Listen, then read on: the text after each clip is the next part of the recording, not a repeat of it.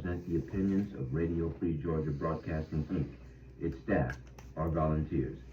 This program contains language and/or information which may be strong for some listeners. Portions of this program are pre-recorded. Discretion is advised.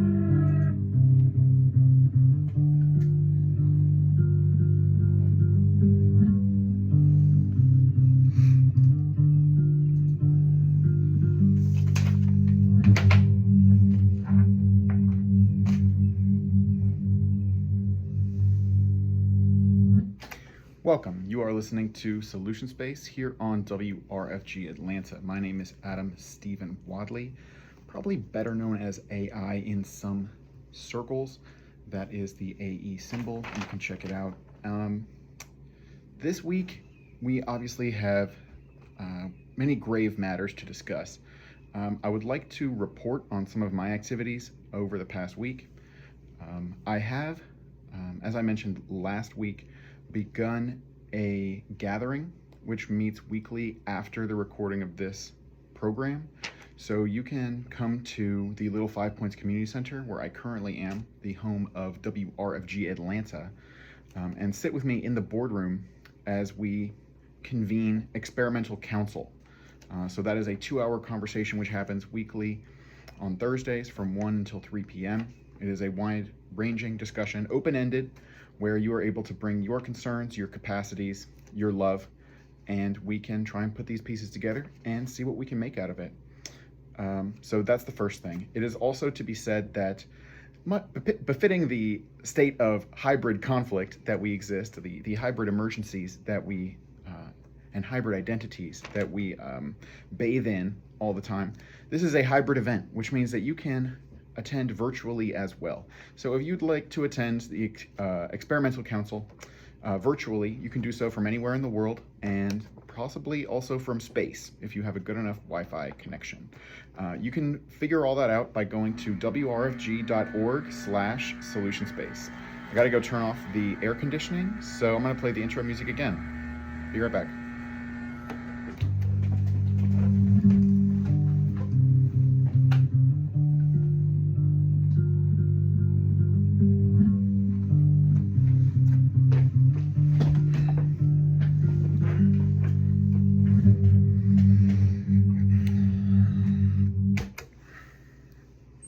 Well, I don't know exactly what was going on there, but hopefully we'll not have any other interruptions. But suffice to say, again, you can go to wrfg.org/solutionspace.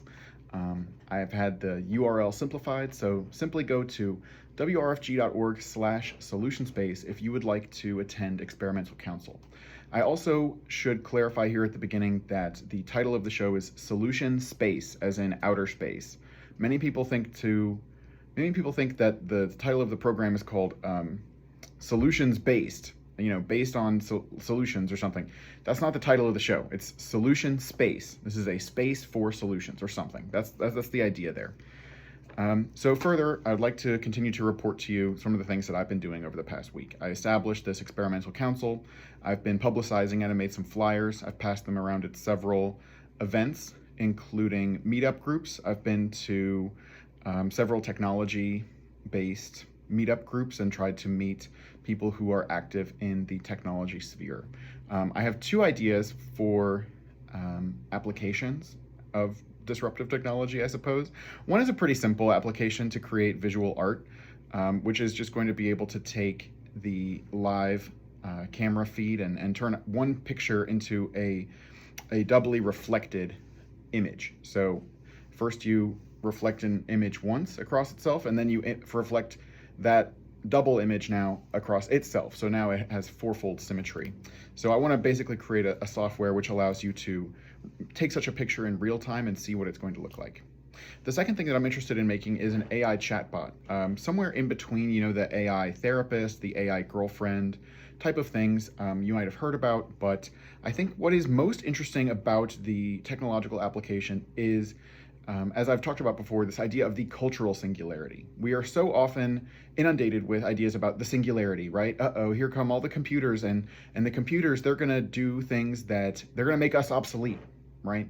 But of course, we all know from our own internal experience, a computer cannot make me obsolete, right? Because what I enjoy about life is being able to live it. And a computer can't live my life for me, right? So the only way in which we can become obsolete is if there is some standard, there is something we're supposed to serve other than ourselves, right? And so what, we're going to become obsolete to corporations or to governments? Well, so much, in my opinion, so much the worse for those corporations and governments. It sounds like those are the things which are becoming obsolete, not people. So what I intend to do is to use artificial intelligence to sort of create a chatbot, which is sort of like a conversational coach or something which helps people relate to others. So I think so often what people want to do, we're capturing each other's attention, right? So often we want to suck each other into an application or to a post or to this AI girlfriend, right? And all of a sudden you're spending all your time talking to this thing that doesn't even exist. And in the meantime, it's hawking you full of subliminal messages and advertisements and whatever else, some manipulative person wants to feed you, right? So that is not, it's not a quality intention. Like the kind of thinking and intentionality which goes into making that is impoverished. It is basically not worth doing because all you're doing is feeding divisiveness. And that theme is going to come up later in this show. But so what there actually is for us to do is to facilitate our relationships with each other, which is to say we should generate intimacy. We should generate emotional intimacy, and even things like, political intimacy is a bit, it's almost an obscenity. But what I mean by that is we should develop intimacy in terms of feeling close to each other, a sense of belonging with each other, a binding to each other, and a collective sense of purpose. Because so often, of course, our purposes cannot be achieved by ourselves. So I'm interested in making that sort of AI application. And so I've been attending meetup groups dedicated to artificial intelligence and technology around Atlanta. I also wanted to report on a discussion that I had yesterday. I spoke with the mayor of Fort Collins, Colorado. Her name is Jeni Arndt. And I got in touch with her about a week and a half ago because of some lines that she was quoted as saying in the New York Times. I was reading a New York Times article that was talking about how protests related to the conflict going on in the Levant with Israel-Palestine, Hamas, Iran, all sorts of different agents and countries and groups and so forth are part of that conflict. But so it was this article, the thrust of it in the New York Times was talking about how these sorts of protests, which have been going on, I've attended some, which have been thrown by the Party for Socialism and Liberation here in Atlanta, Georgia. I, of course, attended a protest which was held at Lockheed, where my grandfather worked. I did that not because I necessarily agree with everything that protesters talk about. That's a big aspect for what I'm going to get into. But I nevertheless think it's so important for me as somebody who is descended from somebody who worked for Lockheed and now Lockheed Martin, and who, my life doesn't make any sense outside of the context, for example, of the wealth which was accumulated within my family through that job, for example, even though I never met that grandfather. He died before I was born. But still, I'm part of his legacy, right? There's no disputing that. And so the question now is, what are we going to do? At that protest, I played a sound collage. You can hear it on the Substack that I've set up, which again, you can find a link to at wrfg.org/solutionspace. But, I quoted the CEO of Lockheed Martin. I'm forgetting his name right now. Sorry, Mr. CEO. But, he was saying, we're going to do everything that we can to prevent future armed conflict.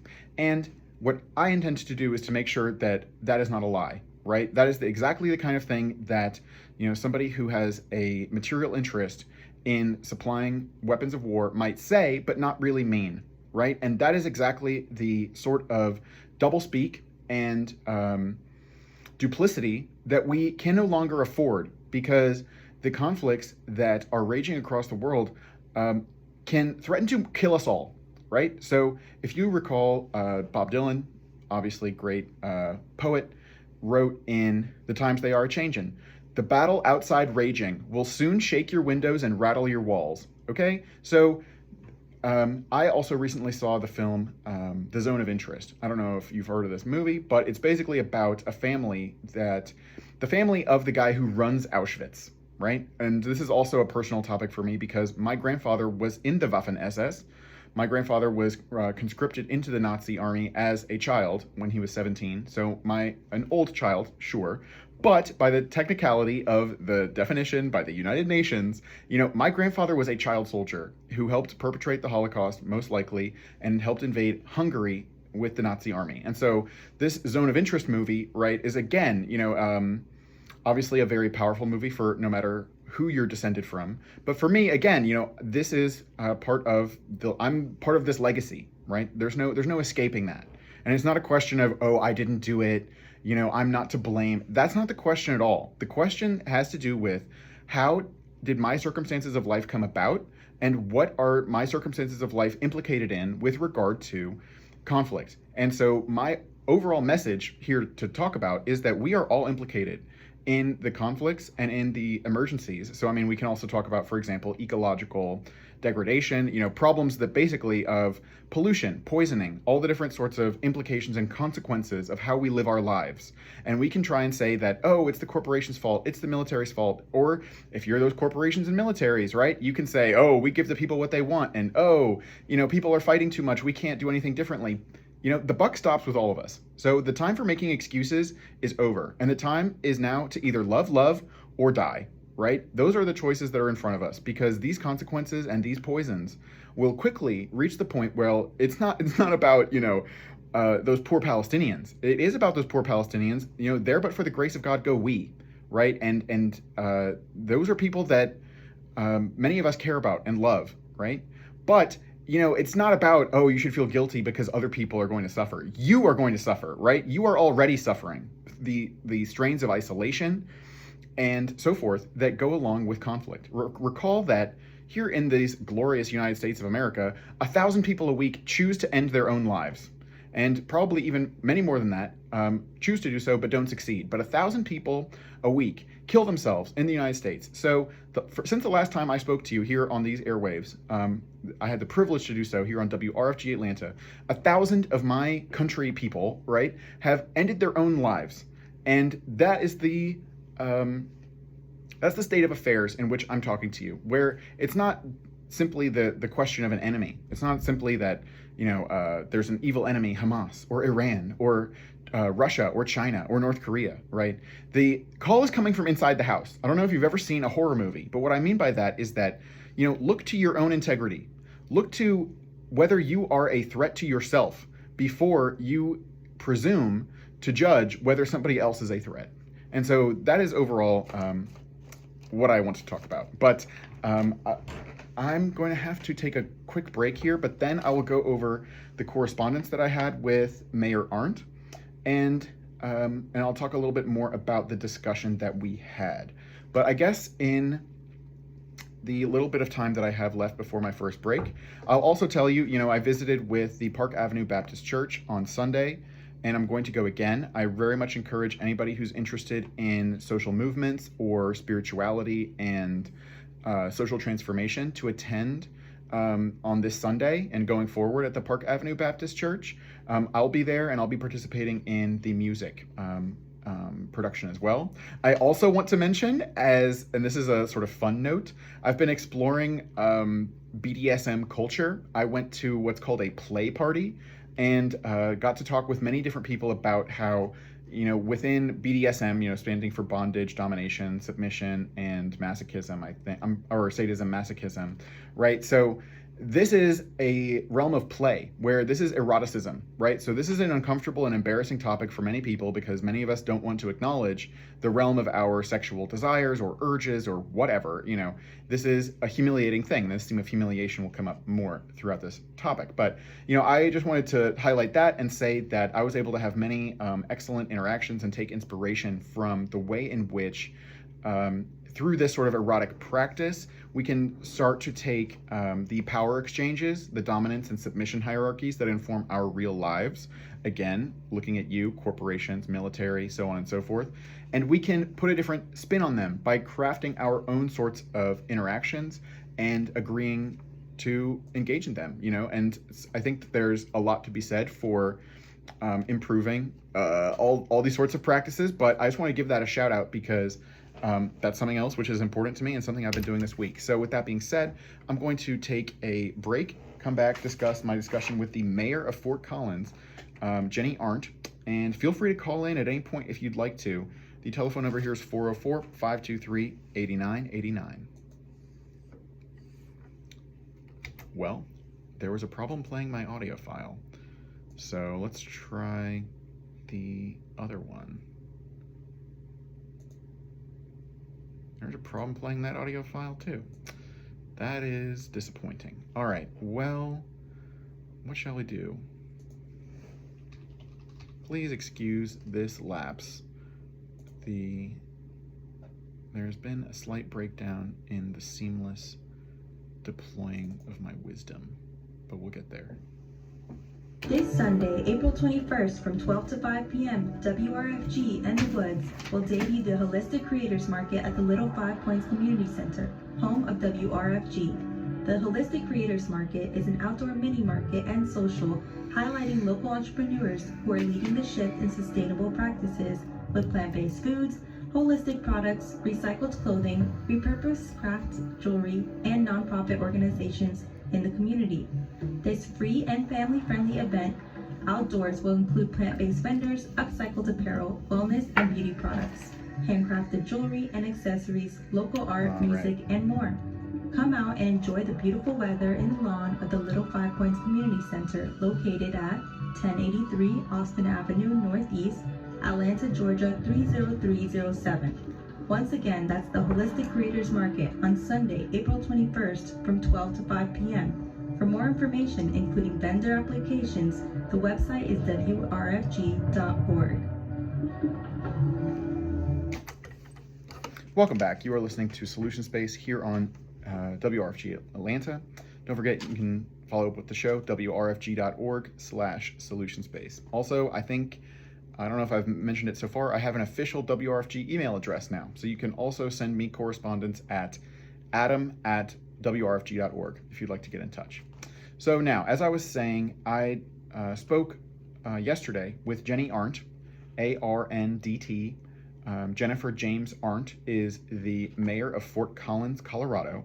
And the way in which we happened to start talking was that, as I said, I was reading this article about how Palestinian or protests related to Palestine they've become inconvenient for Democratic politicians. I have to tell you, this article in the New York Times really infuriated me. There was one, congressperson who was saying things like, this was not the mayor that I spoke with, by the way, but somebody else in this article was quoted as being like, I don't see why people have to come to my neighborhood. Why can't you just leave me alone? It's like, don't you understand the point of the issue that, people in Palestine and people in Israel can't be safe in their houses, right? And especially, obviously this current round of bloodletting was initiated on October 7th by an invasion of Israel by Hamas. But, it should also be said that the amount of deaths, there have been 30 times the amount of deaths of Palestinians as there were of Israelis on that day.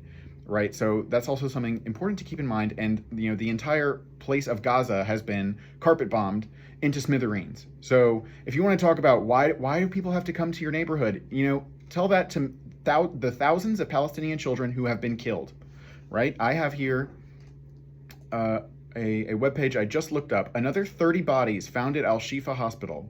Israel's war on Gaza live. You can, this is on Al Jazeera. Don't know if you trust that source, but people are dying, right? And so if the consequence of this bloodletting, this mechanized bloodletting, is that you get bothered in your neighborhood, I'm sorry to say that, I will shed zero tears for that congressperson. And for anybody who thinks like, why is pressure being put on me? I encourage you to look inside yourself and see whether you really are doing everything that you can to try and, turn the tide of war. Because if you are not, then what you are experiencing is your wake-up call. And I will tell you that none of us are doing everything that we can. I'm not here to tell you that I'm better than anybody that I might talk about, right? I'm not better than the Joint Chiefs of Staff. I'm not better than Julianne Galina, who's the Deputy Director of the Central Intelligence Agency for Digital Innovation. I'm no better than Ben Zweibelson, who is the the Director of the... but I think it's a Strategic Innovation Group, of the Space Force, down there in Colorado Springs, who I told Jeni Arndt to get in touch with. I'm no better than Jeni Arndt. That's not the point of what I'm saying at all. The point that I'm trying to say is just that I'm trying to encourage all of us to do everything that we can do and to realize that what we do is important. So that's going to come up in terms of our correspondence. So I told you about that. I got so angry thinking about that person who feels so indignified that the politics should invade their neighborhood. It's sort of like people who are like, why is there politics in my sports? It's like, yes, you live in a social context. You are not entitled to entertainment. You are not entitled to being shielded from the problems of the world. The ways in which we are supposed to develop a peace of mind is by having a clear conscience, which is by taking it upon ourselves to develop an understanding and then to proceed to take action so that we feel satisfied with our own behavior. Not so that it is not the way to achieve peace to try and just forget about all the things that we're not doing anything about. Okay? So the point that I'm trying to say is not, oh, you should be humiliated and you have to do nothing but look at horrible things all day, but think about what can you do. And if you are at a loss for what you can do, well, just keep listening because I'm about to tell you some of my ideas. But so Jennifer James Arndt, the mayor of Fort Collins, Colorado, was quoted in this article in the New York Times saying that, she's been facing protesters at the city council who are demanding a call for a ceasefire, right? They want the city council of Fort Collins to pass a demand for a ceasefire between Israel and Hamas or Palestine or whatever. Mayor Arndt does not feel inclined to try and push such a measure through. I spoke with her yesterday and I gave her some of my opinions, and suffice to say, she still does not feel sufficiently prodded or inspired to take any sort of concrete action with respect to this conflict at all. So I want to be clear that I do not associate myself with the demand to just simply call for a ceasefire. I don't think that is the solution. And I think that many of the protests which are currently going on to try and help Palestinian people they are doing a good job of raising awareness and bringing the fact of this conflict to everybody's attention.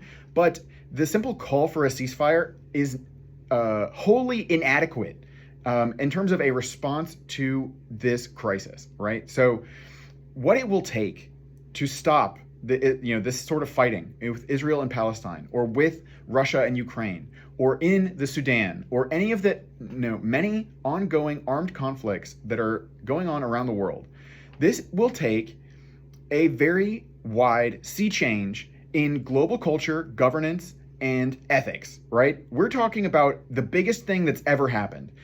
But here's the good news, right? The biggest thing that ever happened is happening all the time, right? We live in a time of the fastest transformation that there has ever been, right? So if you have any sort of normalcy bias where, oh, well, things are going to keep going the same way they've been, I am delighted to tell you that you are completely incorrect, right? It is betting on the side of nothing changing is a quick way to lose everything you have, is what I am here to tell you. That's a quick way to die, right? That's a quick way to accept that, you are not going to be relevant and your fate will be paved by other people. And you just hope that they have love in their heart of a kind that we have not yet seen, because that is what it is going to take to safeguard not only our dignity, but our very survival.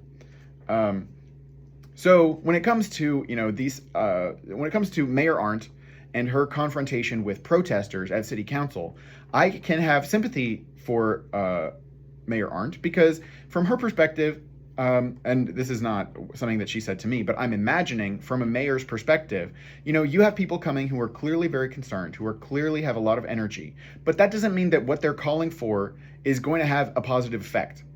So I just want to be clear in my communications with the mayor. At no point was I simply saying you need to, if I were mayor, I would, pass the resolution for a ceasefire. That's not what I would do at all, right? But to just say more about what Mayor Arndt actually said in this New York Times piece, right? She was quoted as saying that she doesn't think that Anthony Blinken cares what a mayor says. So Mayor Arndt is here gesturing to the fact that these sorts of decisions with regard to American foreign policy and whether America is going to help Israel and under what conditions and what our communications with Israel or whatever, what those are going to be, that's decided by at the level of the Secretary of State, Anthony Blinken. And that's officially, right, with the civilians, right? You can also talk to the Joint Chiefs of Staff. You can also talk to the National Security Council. You can also talk to, whatever aspects of social networks within the United States military, industrial, whatever complex, whatever aspects of that social network are actually the most influential, those are probably not elected officials or even appointed officials, to be frank. But, to Mayor Arndt's point, it's not Mayor Arndt, right? She is not in the position to dictate to the United States government, what its policy on Israel should be. But, what I said to her was that Anthony Blinken or whoever, Anthony Blinken is here standing in for whoever is making the choice. And, you can tell what I think of the idea of the United States government by just telling you I'm not sure how much authority Mr. Anthony Blinken actually has in this regard at all whatsoever. But, Anthony Blinken here standing in for whoever's deciding, right? Whoever's deciding, whoever is, looking in the government, they are absolutely looking at what everybody's saying, right? And so I'm not just talking about Jeni Arndt. It's not just about what she does. It's about there being a groundswell among all of the people of America that there needs to be a rising sort of consciousness that if we keep going with this division and with this warfare, it's going to kill us all, right? And so even though we don't know how we can solve this, fundamentally, we're going to have to talk. We're going to have to talk to each other and learn more about where each other's coming from. And that has to do not just with people within the United States. We're going to have to talk to Hamas. I hate to break it to you. We're already talking to Hamas. The CIA director was already in Egypt talking to Hamas, right? We're going to have to talk to Iran, right? We're going to have to talk to Russia. I hate to break it to you. If you consider Russia, this is actually another aspect of my conversation that I had with Mayor Arndt yesterday. Mayor Arndt was saying, but when Russia and Ukraine happened, when Russia invaded Ukraine, that was such a unifying thing for Americans. We can all get behind the idea that Russia is evil and we can come together. Of course, nothing, builds solidarity quite like a common enemy, right? But again, I have to break it to you, right? Russia has nuclear weapons, right? Russia has a no-limits partnership with the People's Republic of China. And I hate to break it, these are serious things, right? This is not something you can wave away under the American flag and Western values in quotation marks. These things do not go away just because you would prefer not to have to take them into consideration. So my advice to everybody is you think of the person that you hate the most, right? That you would hate to have to negotiate with. That's who you're going to have to negotiate with, right? For us to avoid nuclear war, for us to avoid artificial intelligence, for us to avoid the application of drone armies to murder us all, right? In order to build the sort of legitimacy and the kind of interior peace, the peace among ourselves, right? I forgot to read this line from the Lincoln second inaugural, but I'll get there, I guess. But, in order to even have the level of integrity where we don't all commit suicide the way 1,000 Americans do every week, right? That requires a level of soul searching. It requires a bravery. It requires a sense of duty, and it requires a sense of purpose. That when it comes to these sorts of difficult issues, these long-standing fights, these painful truths, this is what we are here to investigate and to transform. That is the point of life. These are the challenges that we have been given in this lifetime, in this historical moment, and that is what there is for us to work on. And we can sit back and, choose who we think are the heroes and who are the villains, and we can just sit back and blame Donald Trump, or we can blame Joe Biden, or we can blame communists, or we can blame religion, or we can blame whatever, capitalism, right? Right? But fundamentally, at the end of the day, what we're dealing with here are individuals, flesh and blood people. And you can read this in, the documents of the United States military talking about it takes a social network. right? Or you can read it about in the pages of the Rand Corporation, talking about China and their systems destruction warfare, right? Military is nothing but a system of systems, and this is fundamentally a social system. This is a social network of people, and the way to, deal with this is to influence people. So that's what I intend to do. That's exactly what I intend to do. So I was majorly honored to be able to speak with that mayor. I'm gonna have continue talking about our conversation, but first, I've got to let you know that you are listening to Solution Space here on WRFG Atlanta. You can always stream worldwide, WRFG.org, and you can find my page, Adam Stephen Wadley, better known as AI, spelled A-E. You can find my page at wrfg.org/solutionspace. There, you will find a link to the Substack for Experimental Unit. Experimental Unit is an alternative reality game and informal organization, and also a house of prayer that I have established. And you can read its founding documents there at that Substack. And you can also find a link right there to the Experimental Council, which is, the conciliatory, organ of Experimental Unit, which will meet in 30 minutes directly after this program from 1 until 3 p.m., and that happens weekly.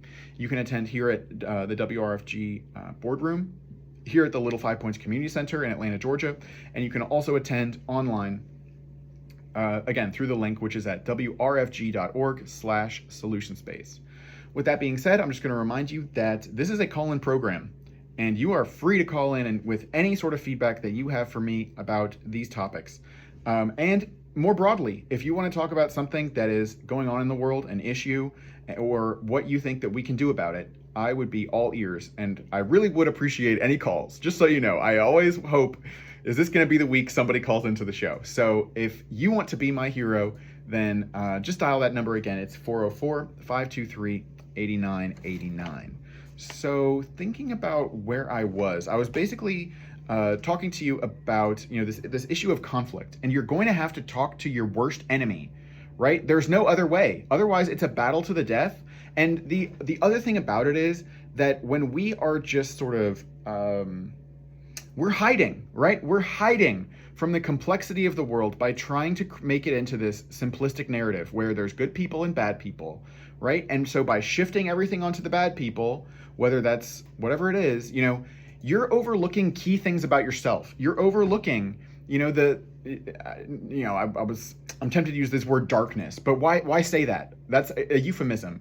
It's to overlook our own selfishness, our own cruelty, our own lack of thought, our lack of consideration, right? The ways in which we have spoiled our own opportunities and the ways in which, we have spoiled our own possibilities for love throughout our lives, right? Those are the sorts of memories that we feel very guilty about. There's no getting around that, right? Things have happened the way they've happened.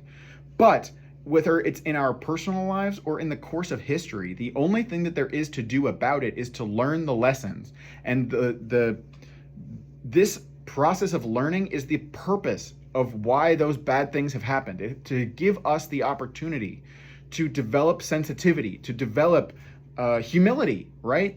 Because, the things that I feel guilty about, that informs my quality of intention, my perspective, that I'm no better than the CIA. I'm no better than the people who committed torture in Abu Ghraib, right? I'm no better than the Hamas insurgents who invaded Israel. I'm no better than the Israeli generals who are carpet bombing Palestine. I'm no better than the Palestinian children that are dying as I'm talking to you right now, right? I'm no better. In a spiritual sense, I am these people, right? We are all part of the same thing, right? And that's a big message of, what Jesus Christ was saying when he said, whatever you do to the least of me, you do to me, right? And so he's speaking as the incarnation of divinity. And he's saying, whatever you do to prostitutes, whatever you do to the sick, the infirm, the impoverished, the people outside your nation, the victims of war, that is what you are doing to the basis of reality. And basically, you're doing it to yourself. And fundamentally, I believe that is the larger lesson that we are here to learn just in incarnation itself. That is, and when the time comes, we will all understand that in a very deep and profound way. But that being said, what there is for us to do now is to try and internalize that wisdom and apply it in different ways. And that's not just, oh, I'm so great to telling you what's what. No.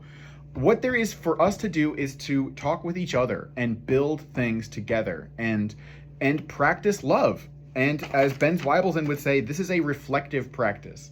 That's from the conclusion here of, the conclusion here of Beyond the Pale by Ben Zweibelson. He writes, with the paramount demand of innovation, game-changing ideas, and creativity on the lips of senior military leaders and policymakers today, only reflective practice has the potential to illuminate irrelevant methods and break through institutional boundaries to journey beyond the pale, right? And that's exactly where we have to go.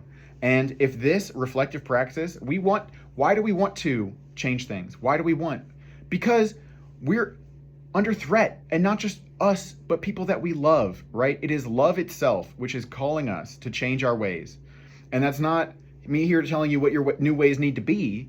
I'm telling you, you need to listen to your heart and listen to your conscience. And, when we go into all these sort of different practices where it's, oh, I feel bad, I'll go get something to eat, right? I'll go smoke a cigarette. I'll smoke weed, right? I'm going to drink alcohol, right? We're self-medicating ourselves. And I think there's a certain aspect of that which comes from a guilty conscience, that we know we're not doing everything that we can do for love, right? We know very well that there's problems in the world and we're not doing everything that we can do.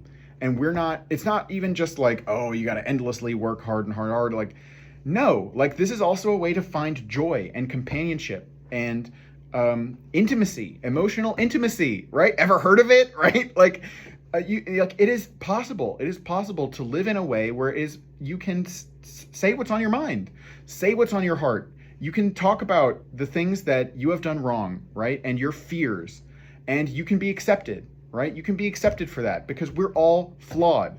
Flawed. It's not even, it's a imperfect way of saying it. There's nothing imperfect about us, right? Everything is the way that it should be.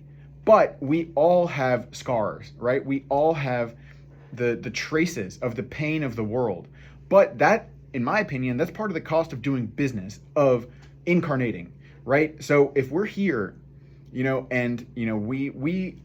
it's easy for us to get into a place where, our shame, our guilt, it's sort of holding us apart, right? I don't want to tell you about myself because you're not going to like me because of certain things about me, right? But if we can shift that to a place where, we are able to come to a place of understanding where we're a good person for other people to talk to. So if somebody's telling you about something that you can tell they're very self-conscious about, help it go a lot better than they expected, right? Help it, show them compassion, right? Which doesn't mean that you understand how they're feeling. What it means is that you can empathize with having a difficult situation and, being scared to talk about it. And you can try and help that go easily. And I really hope for you that you will find companions who are able to do that for you as well. And I also want to let you know, I can be such a companion for you. And that is part of what what experimental counsel is all about. I sort of think about it as a combination heart to heart and revolutionary strategy session, right? But that's what we need, right? We have to have a level where, our hearts and our brains are engaged. Your brain should be telling you we're in a very dangerous situation and there needs to be something new that's going to happen or we're all going to die. That's what your brain's telling you. Your heart's telling you, we're afraid, right? And we're lonely and, we want to connect with people, right? And all of these things go together. And so it's through being able to connect up, our passion with those aspects of ourselves that give us pause, right? Those things that we feel afraid to talk about, and matching those up and finding opportunities to connect and then continue to build that connection out into, again, a reflective practice motivated by love, which is trying to basically make the world safe for love. Screw democracy, right? Don't care a fig about democracy. I care about love, right? And I think that's what we should all care about. Anyway, so to go a little bit more into the conversation with Mayor Arndt, so she was saying, Anthony Blinken doesn't care what I do. And I basically say that's an obfuscation, right? In that instance, Mayor Arndt is hiding. Mayor Arndt knows very well that her actions have consequences. Mayor Arndt was telling me that she was just recently at the White House. She was at an event hosted by the State Department, right? So it's ludicrous to say that, Anthony Blinken or the State Department doesn't care what America's mayors say, right? So in that respect, I hate to break it to you, Mayor Arndt, but you're being a coward, right? Because you are simply afraid to say what you really think about the situation.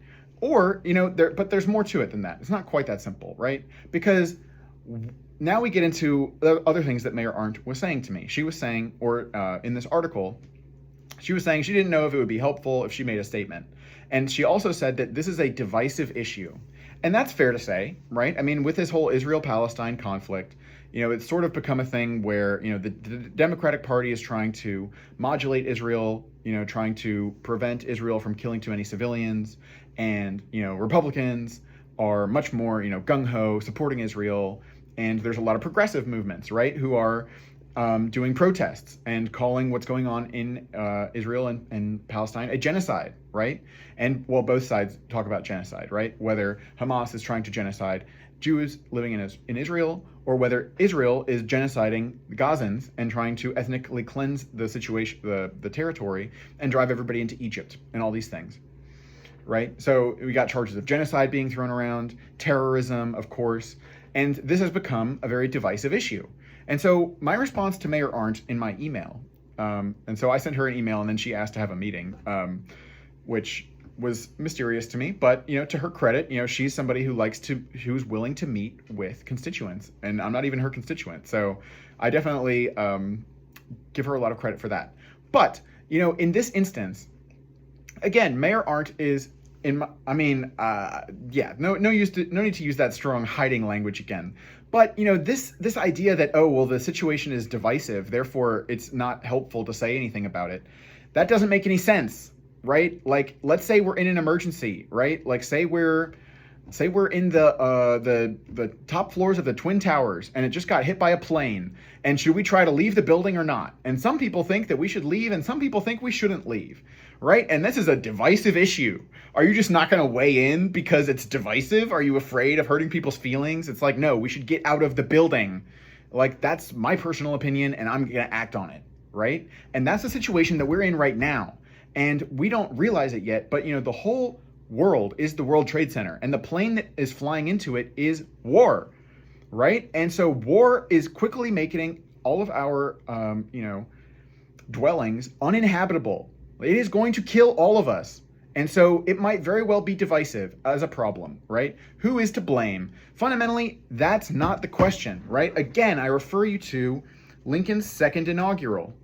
So Lincoln's second inaugural, I'm not too big, as on, I was going to just say the United States of America.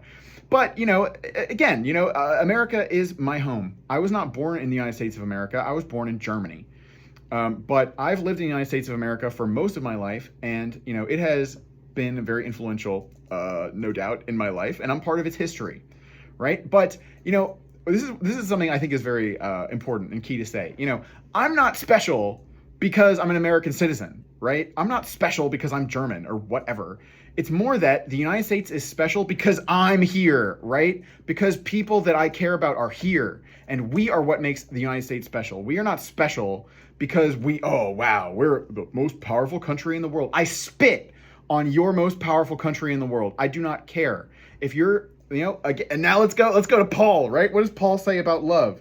And, tinkling cymbals, right? If you don't have love, it's not worth it, right? And so let's see. Am I gonna find it?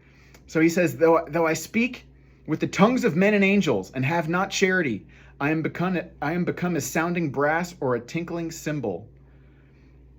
So though I rain down hellfire missiles and I have the National Security Agency and the most powerful military in the world, if I have not charity, I am become horrible, right? I am as nothing without love. And so if the United States of America wants to part ways with love, aka the will of God is for us to love. That's what I'm going to assert. And so if we're not feeding the cause of love among all people, as Abraham Lincoln says, a just and lasting peace among ourselves and with all nations, right? And I would say love instead of peace. Peace is a little bit of a problematic concept, and nations I also kind of don't care about. But, what we fundamentally want to do is build and cherish love among all people. And whatever is in the way of that is going bye-bye, right? One way or another. That's what I have to say. But, even Abraham Lincoln, to the point I was saying before, he basically quotes the part of the Bible where he says, judge not lest ye be judged, lest we be judged. I can't, here we go. Yeah, so this is the part of the second inaugural where he's talking about how both the North and the South, as he says, both read the same Bible and pray to the same God. And I'll get into more of these sorts of allusions in the last act of the show. Don't forget, you can call in here at WRFG Atlanta. It's 404-523-8989. Again, that's 404-523-8989. I'll be right back.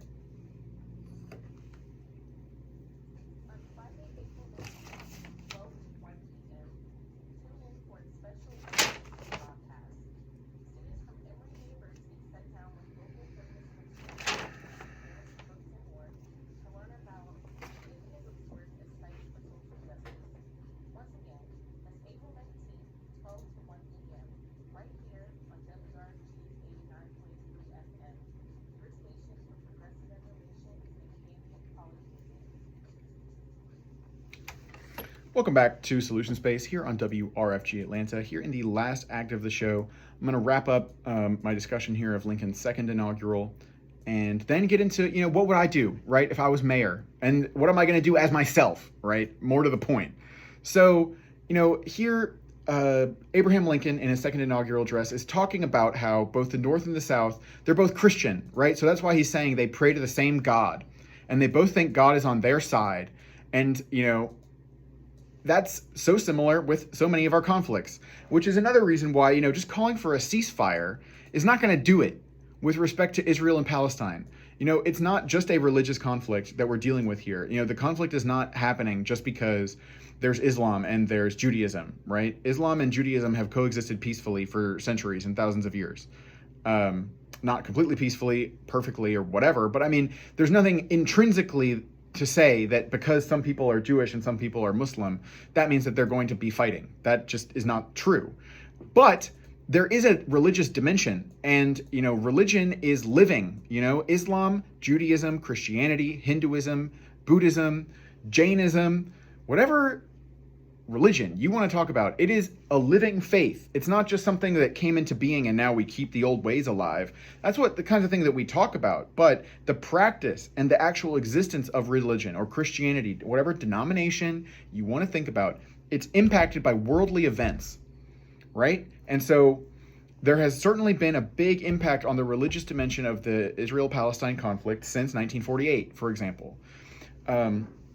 And fundamentally, in my opinion, the solution to this, or the dissolution of this as a problem, as Ben Zweibelsen might say, it's going to involve getting into the nitty-gritty of the religion, right? We're going to have to convene something like a synod, right? We're going to have to get together religious experts. That's going to be part of it, right? In addition to, having to bring together heads of state and military leaders from all countries that are involved, not just, the leaders of Hamas and America and Israel, but Iran, again, Russia, China, North Korea, all the countries of the world. We have something called the United Nations, but it doesn't really serve the purpose of, building a world community. It's doing an inadequate job. But we shouldn't expect somebody else to do it for us. It's not something, the United Nations isn't doing a good job. It's like, well, who are you? What are you doing? To her credit, this is something that Mayor Arndt was talking about in our conversation yesterday. She described being in conversation with some of the protesters who come to city council, every week or every other week, and they're demanding a ceasefire, right? And she asked them, well, what are you doing besides this? What's your volunteering? What's your organizing look like?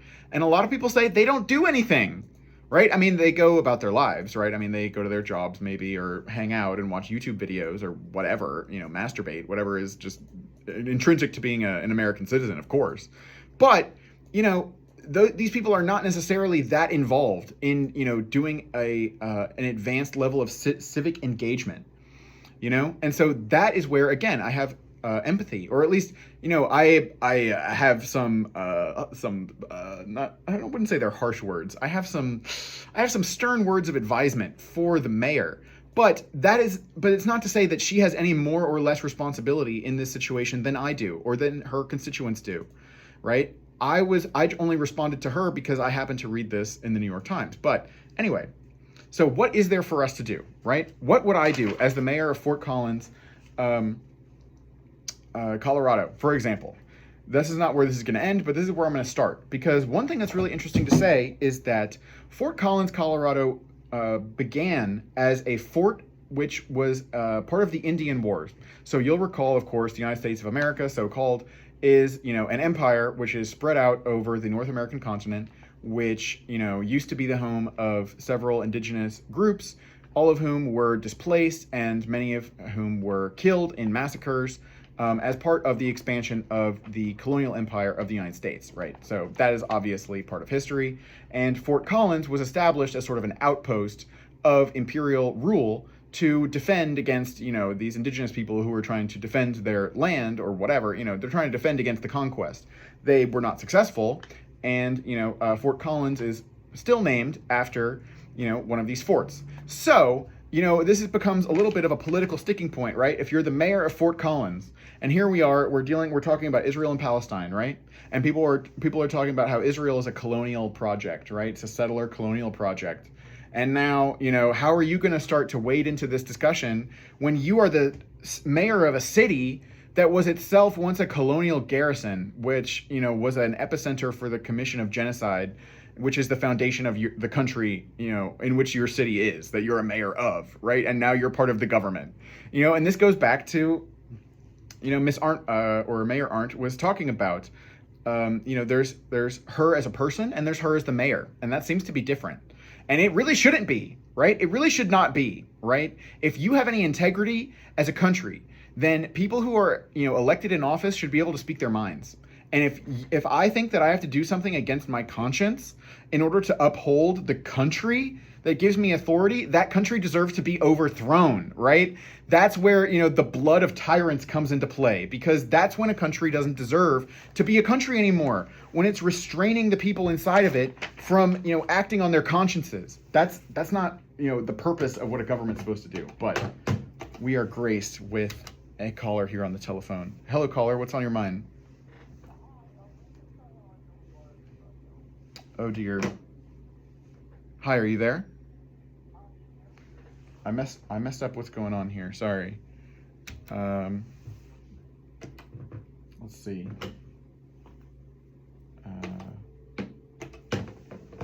Yeah. Sorry, caller.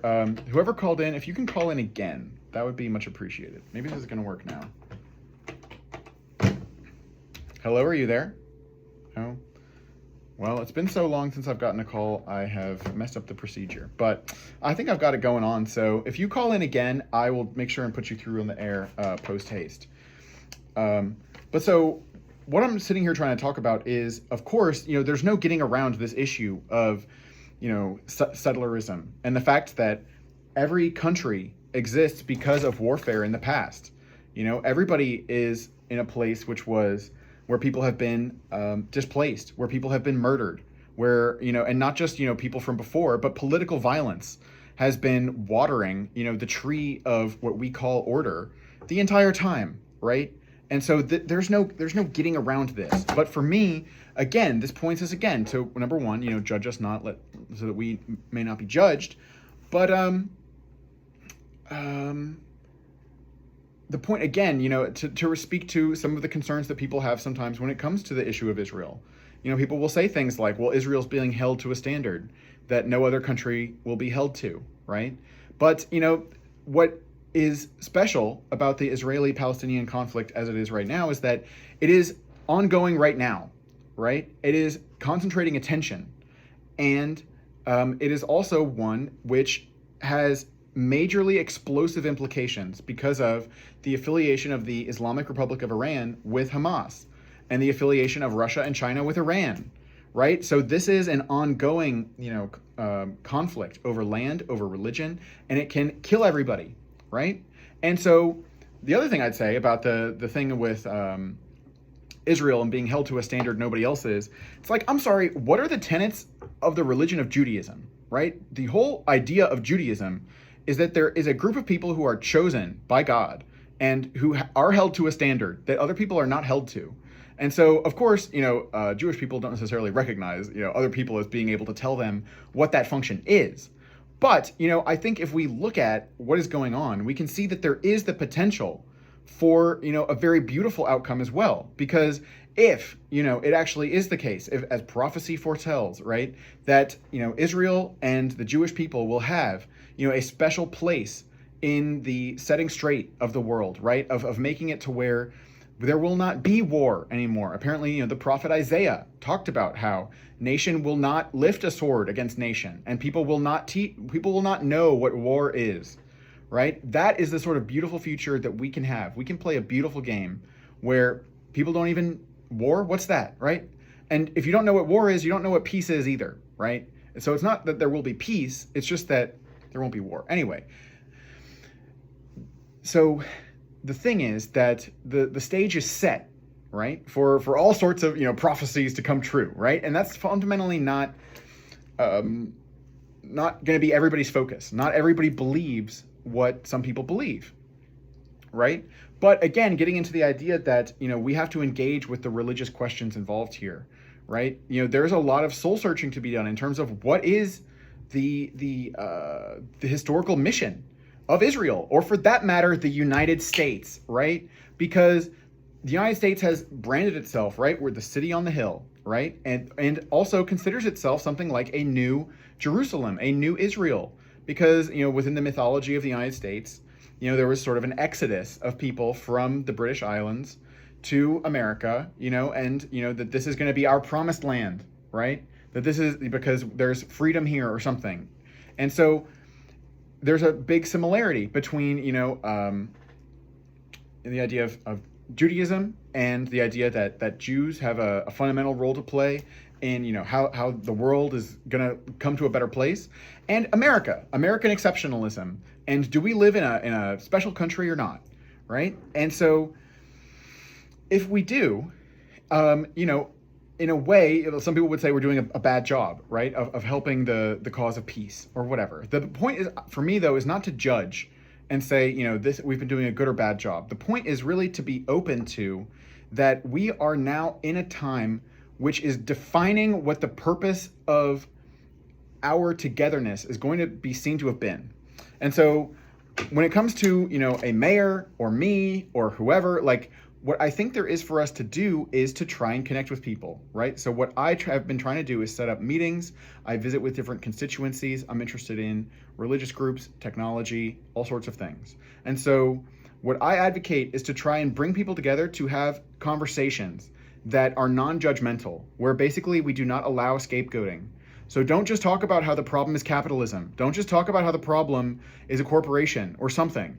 Like, yeah, I'm not saying, let the corporations or whatever do whatever they want to do. I personally don't believe in property rights the way many people do. This is another thing which has come up. Like, I don't think we own ourselves. I don't think that we're entitled to the fruits of our labor. I don't think you can figure out what the fruits of your labor are, because our labor is mixed together, right? I couldn't be here without driving on a road, right? And I didn't make that road. I didn't build that, thanks Obama, right? Like, I didn't build that. And so my labor is not to be separated from everybody who's inspired me, everybody who's encouraged me, validated me, protected me, and supported me throughout my entire life, right? And so from my perspective, absolutely it is time to overthrow many of the sorts of norms that we have. But in order to do that, we have to come together in love, which means not from a place of judgment, not from a place where, we're just going to tell people how it is, but with a curiosity, a steadfastness. And when it comes to holding people accountable, well, we just hold people accountable for what they say and we ask them what they love and what loving means to them and what they are willing to do in order to express their devotion and protect the people that they love and the other things that they love. So with all that being said, I've run out of time here again. So don't forget, you can go to wrfg.org/solutionspace to join the meeting that's about to happen. And I'll talk to you next week.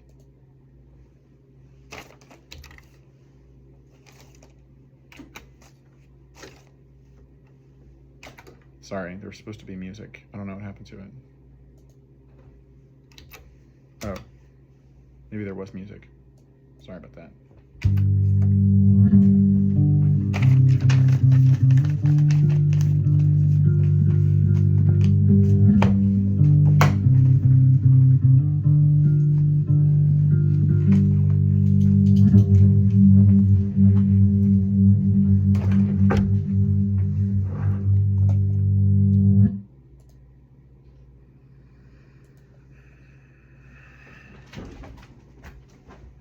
So you know what happened? I'm sorry? What happened with all that? Why is that on that move, you know? Oh, yeah, I moved it because I'm video recording myself. Oh, okay, for aesthetics. Yeah, but it didn't actually